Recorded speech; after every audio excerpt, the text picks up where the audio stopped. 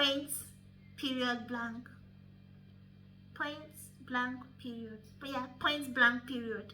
Okay, welcome again to my YouTube channel. My name is Catherine. Yes, what's up?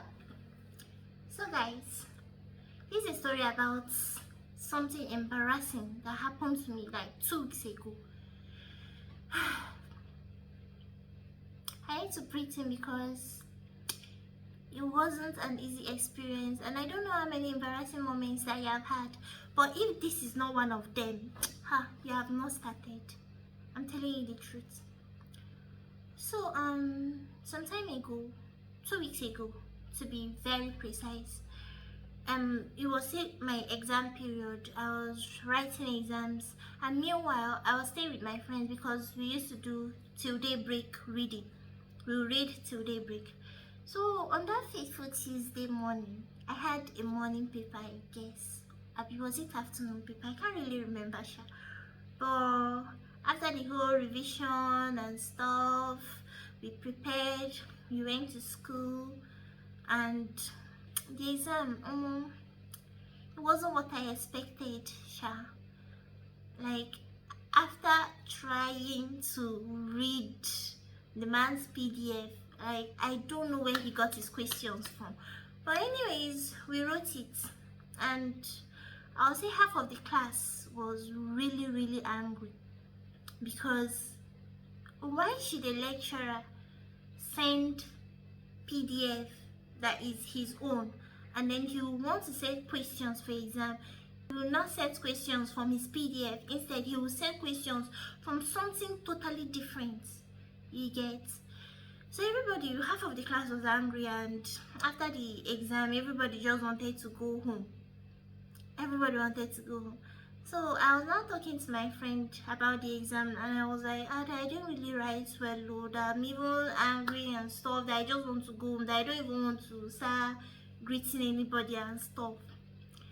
So we were walking down the stairs. At the entrance of our faculty, it was kind of crowded.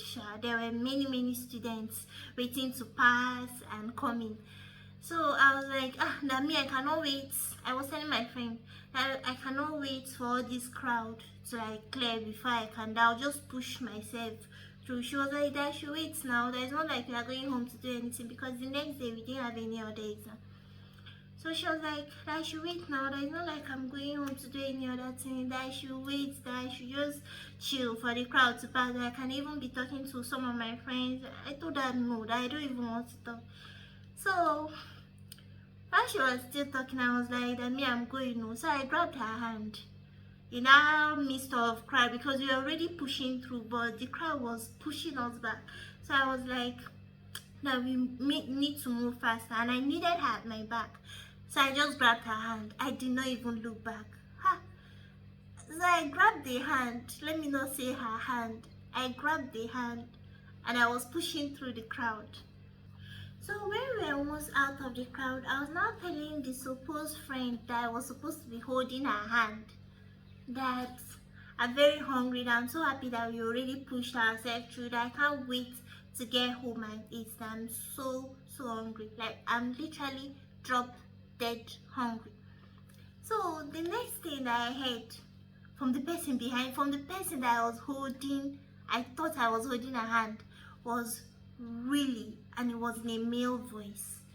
When I turned, the way I dropped the hand, it was as if I was holding a bomb and it was about to explode, so I needed to throw it away or something.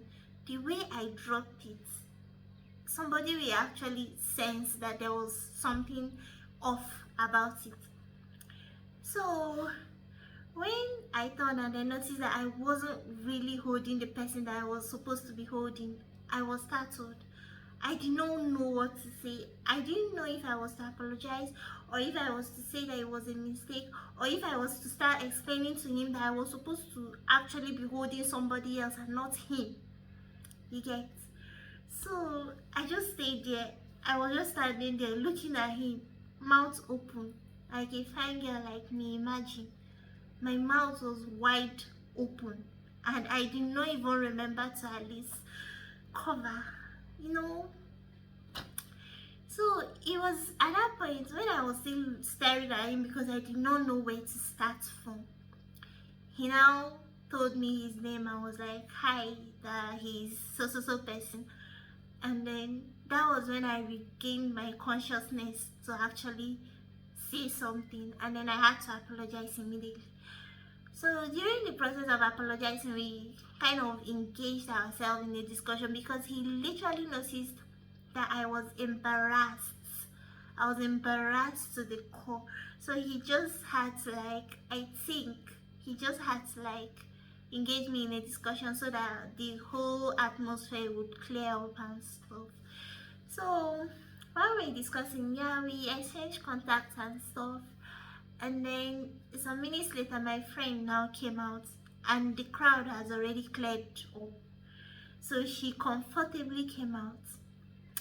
At that point, I realized that patience is a virtue, and that's the moral of the story. Patience is virtue. Because had it been that I waited, I would have stayed comfortably come out without embarrassing myself. You get? But with that being said, a win is still a win. I pushed myself through a crowd, and I still got myself a guy that is drop dead handsome. I know I'm using this drop dead handsome a lot, but you needed to see him. I don't know if I was startled because I was holding his hand, or if I was startled because of his handsomeness. But anyways, a win is a win. Points, period, blank. Points, blank, period. But yeah, points, blank, period. Okay, so yeah, moral of the story, I'm not just telling you guys story for your information. I'm trying to tell you that patience is a virtue. Do well to like and subscribe and share with your friends, your family, you know, those people that like stories. Bye bye.